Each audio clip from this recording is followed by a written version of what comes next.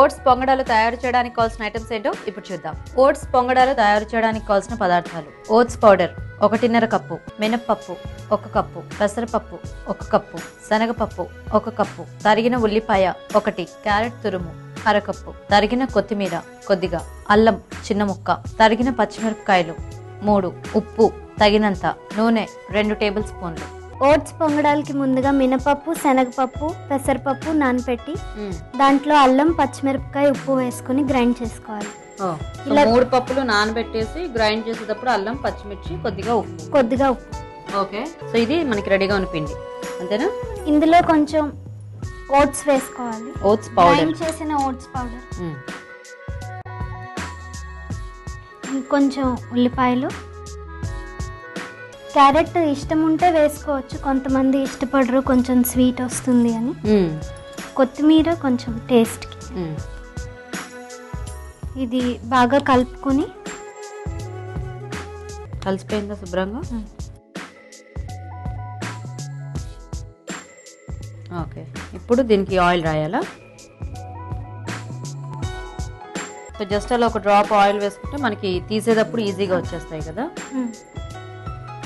దీన్ని వేడి చేస్తాం, ముందు వేసేసుకున్నాక పెట్టేయచ్చు డైరెక్ట్గా స్టవ్ మీద. సో ఇంకా మనకి ఇలా ఎన్ని కావాలంటే అన్ని వేసేసుకోవటమే కదా. మనకి ఇవి దొరుకుతాయి కదా బయట మార్కెట్ లో. బయట దొరుకుతాయండి. ఇప్పుడు ఎక్కువ అందరూ డైట్ కాన్షియస్ అయిపోయారు కాబట్టి ఇవి ఎక్కువ యూజ్ చేస్తున్నారు డీప్ ఫ్రైస్ ప్లేస్ లో. సో అయితే దీనికి ఇంకా మూతం పెట్టకుండా డైరెక్ట్ ఇలాగా అవి అలాగా వేడెక్కాక కొంచెం పొంగుతాయి.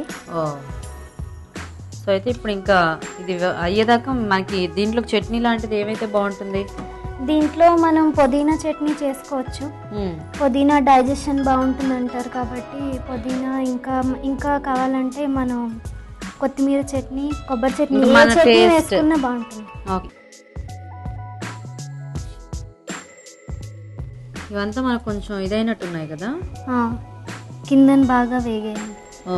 సో మనకి అంటే బాగా కింద వేగిపోతే దాని అంతటా అదే మనకి అలా ఇదైపోతుంది కదా. ఓకే ఓకే, సో కింద వైపు కాలిన తర్వాత అప్పుడు తిప్పుకొని ఫ్రంట్ సైడ్ కూడా సరిపోతుందండి. ఇంక ఇలాగా కట్టేయచ్చా?